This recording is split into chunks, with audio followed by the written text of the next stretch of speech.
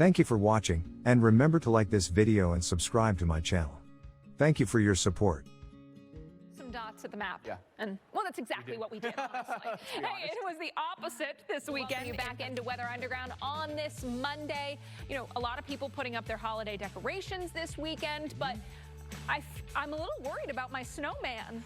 He's not made out of snow, but he's not feeling comfortable. And I'm thinking, so here's, I did it because it was a matter of convenience over the weekend, because I had time. But if I had taken the weather into account, I might have waited until next weekend, because I'll be doing it in shorts and t-shirts. Yeah, you'll have like a margarita while you do it, going, right? What is happening? Yeah.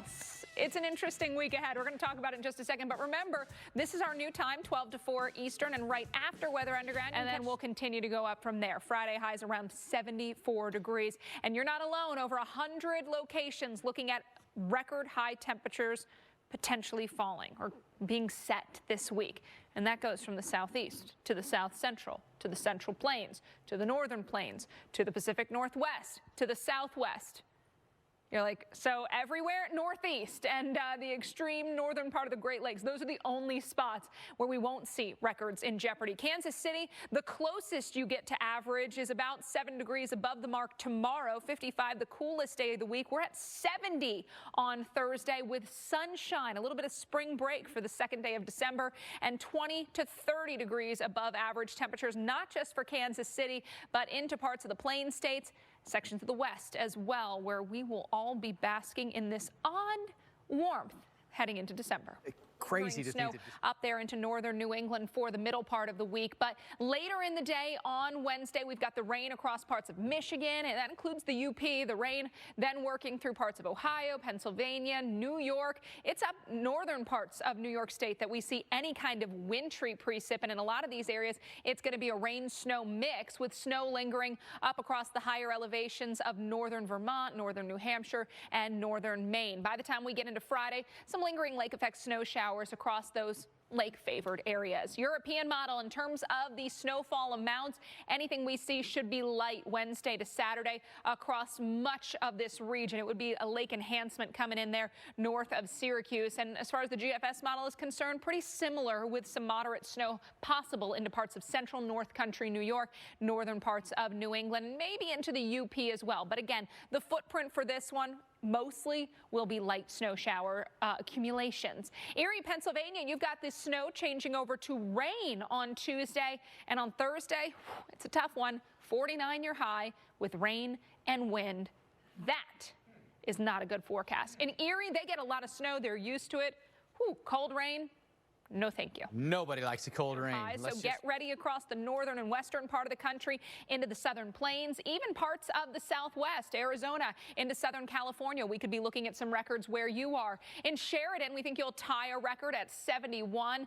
You can see parts of Wyoming over into western Montana, probably tying, if not breaking a record. There in Helena, we're forecasting 65. The record is 60. Goodland, I think you're going to be close. Not quite there. North Platte probably tying a record. And in Bismarck, we're going to be within record territory. How about Atlanta? Again, a spot where the sky's the limit, as they say, when it goes to those temperatures.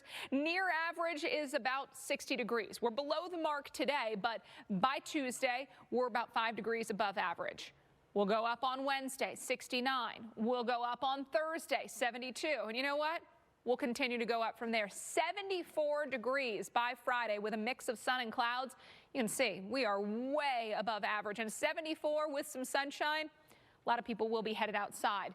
It's not just Atlanta, but portions of the southeast, the middle of the country, even parts of the west that will continue to see those records potentially set by Thursday. So if you don't like December, you're in luck. If you do like December for the Ducks, except at this point, it's been like a month for the Ducks. We look at the wettest autumns on record for Seattle. So autumn, meteorologically speaking, September, October, November. 2021 taking the top spot now, edging out 2006, 18.61 inches that year, just under 19 inches here in 2021. So you are at least getting the bragging rights after dealing with such an awful month for some, and for others, just a really soggy month. Now, some have seen really significant flooding issues. For other areas, you're just like, I would love to see some sunshine. Over the last 7 days, it has been either side of Seattle where we've seen most of that rainfall, 5 to 8 inches where you see that orange, even a little bit of the red showing up north and east of Seattle, and then right there into the northwestern part of the state of Washington. That's 8 to 12 inches, just over 7 days. This all thanks to our atmospheric river once again taking aim at the Pacific Northwest, or another atmospheric river, I should say. That has been the story of the season, with these plumes of moisture just directed onshore. And we've got another one through midweek that is going to keep the rain chances around as we head into Tuesday and Wednesday. So we look at the future forecast, a little bit of interior northwest snow, as well as up into the Cascades. Places like Seattle getting in on the waves of rain. Yet another one coming in late tonight and into tomorrow. And on Wednesday, you can see more scattered showers around the Seattle area, particularly during the afternoon. Well, these exceptionally heavy rain events can sometimes be caused by atmospheric rivers, which is exactly what we're dealing with now. Our storm specialist, Mark Elliott, explains what an atmospheric